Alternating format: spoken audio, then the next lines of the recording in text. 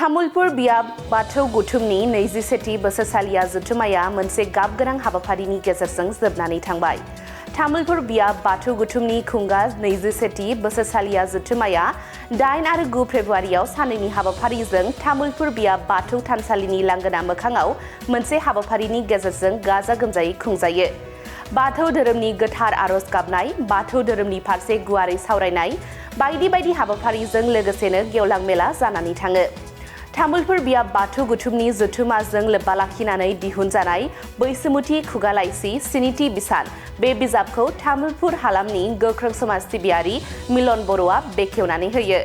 बेजों लोगोसेनो तामुलपुर बियाब बाथौ गुथुमनि आफादगिरि थानेश्वर बर'नि मासि लानानै सामलायनाय गेवलां मेलखौ समाज सिबियारि सोमनाथ बसुमतारिया बेखेवनानै होयो। बे गेवलां मेलावनो assistant audit officer Sajib Kumar बर'खौ मान बिलाइजों बरायो। बेजों लोगोसेनो बिथाङा आथिखालनि थासारिखौ लानानै बेसेन गोसा बिबुंथि होनायखौबो नुनो मोन्दों। तामुलपुर बियाब बाथौ गुथुमनि हाबाफारि लानाय आरो बाथौ सिबियारिफोरनि गेजेराव जथुमा लानायनि गेजेरजों धोरोमखौ फोजौनाय आरो फोसावनाय जादों। बियो थारैनो बाख्नायजाथाव आरो बे हाबाफारियाव बाहागो लानानै गोजोननायखौ फोरमायो साजिब कुमार बर'आ। बेजों लोगोसेनो बिथाङा बुंथियो दि आथिखालाव मोजाङै जाफुंसार जानाया ससियेल मिडियायाव गोबां गोहोम खोख्लैदों। जोंनि गोबां फरायसाफोरा ससियेल मिडियाखौ मोजां खामानियाव बाहायनो रोङैयाव खहा जागासिनो दङ। बेनिखायनो ससियेल मिडियाखौ मोजां खामानियाव बाहायनो बोसोन होयो बिथाङा। फरायनाय समाव मोजाङै नोजोर होनानै नाजायोब्ला सानसेब्लाबो जाफुंसार जागोन होननानै बिथाङा बुंथियो। बेजों लोगोसेनो तामुलपुर बियाब बाथौ गुथुमनि नेहाथारि राजेन बर'आ बुंथियो दि बाथौ गुथुम हिसाबै बाथौ धोरोमखौ बुहुमनि गेजेराव फोसावनायानो गाहाय थांखि। बे थांखिजोंनो बाथौ धोरोमखौ फोसावनो थाखाय तामुलपुर बियाब बाथौ गुथुमाबो गोख्रों खामानि मावगासिनो दं होननानै बिथाङा बुंथियो।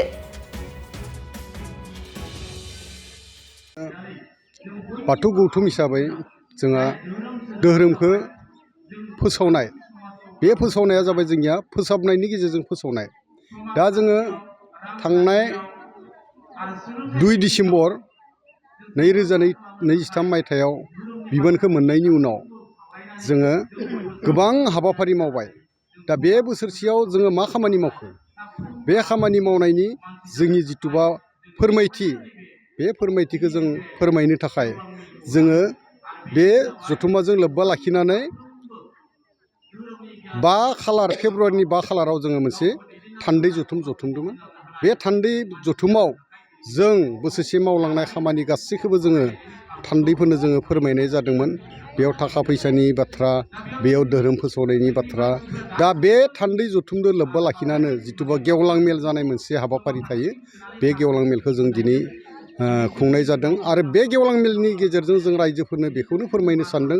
आरो बे फोरमायनायखौ जों बियाब गौथुमा नङा, जोङो रायजोफोरखौ धोरोमनि सोमोन्दै मिथिनो थाखाय, धोरोमनि फारसे सांग्रांथि खालामनो थाखाय जों गोरों गोरा बिबुंथिगिरि 2 लानानै फैदों। बिथांमोना जाबाय बशिष्ट बर' गोथारारि गुवाहाटी जिल्ला बाथौ गौथुम आरो कृष्णकान्त बर' दुलाराय बाथौ गौथुमनि फोसावदिं नेहाथारि। बिथांमोननि जि बिबुंथि, बे बिबुंथिफोरखौ रायजोफोरनो होनानै जोङो बे जोंनि बाथौ धोरोमखौ फोसाबनाय आरो फोसावनायनि गेजेरजों फोसावलांनो हागोन होननानै जोङो जोंनि बे बियाब गौथुमनि दिनैनि बे हाबाफारिखौ लानाय जादों। बुंनो सानो माने गोदोनि कम्पेयाराव दा माने साक्सेस जानाया इजिसिन। मानो होनबा आजिखालि गासैबो ससियेल मिडियायावनो जोंनि माने जि आनजाद जाया मानो जों फोसाव बिलाइफोरखौ इजिलि मोनो, मोजाङै अनलाइन फर्म फिलआप खालामनो हायो। नाथाय दानि जुगनि देरसिन सुथुरानो जाबाय ससियेल मिडिया, जाय माने जोंनि फकासखौ सेफायो। जों माने फकास होनो हायोबा दानि जुगावसो माने साक्सेस जानाया सबसे माने इजिसिन। खिन्थु बेनि सोलाय जोंनि माने फरायसा फरायसुलिफोरा माने गुबुन डाइरेक्सनजोंसो थाङो। जोंनि माने ससियेल मिडियाखौ मोजाङै बाहायनो रोङैनि थाखाय माने जोंनि फकासा बायो, जायनि थाखाय माने जोंनि दानि जुगनि स्टुडेन्टफोरा एसे प्रब्लेम जानानै दं आरो बेनो आरो। बाखिथ' साक्सेस जानो दानि जुगाव सबसे इजिसिनसो माने बुंनो थाङोबा, जुदि फकास होनानै फरायोबा बेनो आरो। फरायनाय बिथिङाव जौगायाखै, मा मेसेज होनो सानो? बुंफिननो हागोन मा नोंथां? खावलायगोन? माने गासैबो बिथिंखौ जेरै जोंनि फरायसाफोरा माने कर जि खामानि जों बेखौ मावागारा जों पेरिफेरियाव बांसिन गोसो होयो। जोंनि स्टुडेन्ट हिसाबै जि मावनो लागा खामानि बेखौ मावागारा जों माने जि मावनाङि खामानिखौसो बारा मावो। फरायनायनि जोङो बेनिखायनो बेखिनिखौनो बुंनो सानो जोङो माने फरायनाय गावनि जि खामानि मेन खामानि जि दायथ' बेखौ मोजाङै मावलां। जोंनि गेदेर गोलावफोरा जेरै गावनि दायित्वखौ मावो बिमा बिफाया गावनि दायित्वखौ जेरै मावो फरायसाफोराबो गावनि जिहेतु मेन डिउटि नङा होमबा फरायनाय बेखौ जाहाथे मोजाङै मावलाङो आं बेखौनो हास्थायो गोजोन्थों बेखौनो बुंगोन जे बे मोनसे बिराद मोजां इनिसियेटिभ माने जोंनि बर'नि जि गुबै धोरोम बेखौ जोङो हमथाना लाखिनाय लोगोसे बेखौ फिउचाराव मोजां आपग्रेडेसन खालामनाय लोगोसे जि कर भेलु जोंनि बर' हारिनि कर भेलु जायनिफ्राय जोंनि धोरोम जायनिफ्राय जोंनि हारिमुनिफ्राय लाना फारसेन गासैबो बिथिङाव जोङो माने बर' समाजा सेपिं जालांगासिनो दङ बेखौ जाहाथे फिउचाराव मोजां आपग्रेड खालामनो हायो लोगोसे आरो आंखौ बरायनायनि थाखाय माने बाथौ गौथुमनिसिम माने रोजा रोजा साबायखर थाबाय आं बेवहाय फैना माने जोबोद गोजोननाय मोन्दों नोंथाङा रेलवे आसाम पुलिस बेंक टेट बायदि सरकारि साख्रि मावनो गोसो दं नामा एबा नोंथाङा बेफोर बायदि साख्रिनि थाखाय थियारि खालामगासिनो दं नामा नोंथाङा railway Assam police banking SSC Assam direct recruitment TET बायदिनि आनजादखौ खनले होदोंब्लाबो जाफुंसारनायखौ मोननो हायाखै नामा जुदि नोंथाङा railway Assam police banking SSC Assam direct recruitment TET काम रिक्रुटमेन्ट आनजादनि थाखाय थियारि खालामगासिनो दङब्ला नोंथांनि थाखाय लानानै फैदों मोनसे मोजां रादाब लास्ट ईयर से कोचिंग स्टार्ट किया बट कोचिंग ज्वाइन करने के बाद ही मेरा एग्जाम क्लियर हुआ तो मेरा इस साल 3 एग्जाम का प्री क्लियर हुआ CSSF का प्री क्लियर हुआ फिर IPS PO का मेरा प्री क्लियर हुआ है और CGL का भी मेरा प्री क्लियर हुआ है तो अभी मैं मेंस का प्रिपरेशन कर रहा हूँ क'क्राझार सहरनि RNB road ward number 6 Sai Baba मन्दिर एबा एयारटेल अफिसनि साखाथियाव दङ IBT कचिं इनस्टिट्यूटआ IBT कचिं इनस्टिट्यूटआव banking SSC railways defence TET आरो गुबुन सरकारि साख्रिफोरनि आनजादनि कचिं होनाय जायो आरो बेनि मुं थिसननाया दासान्दि सोलिगासिनो दङ आं नाजानाय मेथ्सफोराव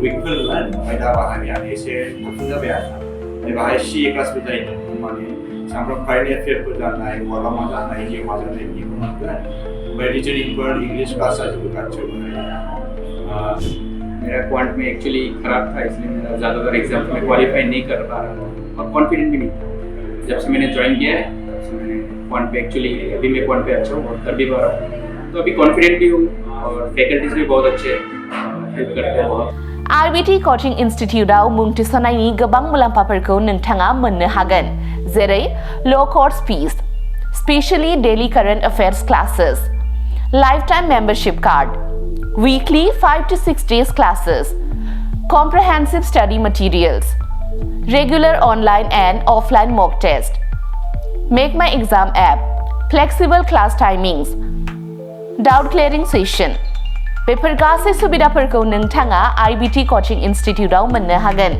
अब्ला थाबैनो मुं थिसनदो आबुङै मिथिनो थाखाय 9387277188 एबा 9101325849 आव सोलोंनो लानो हागोन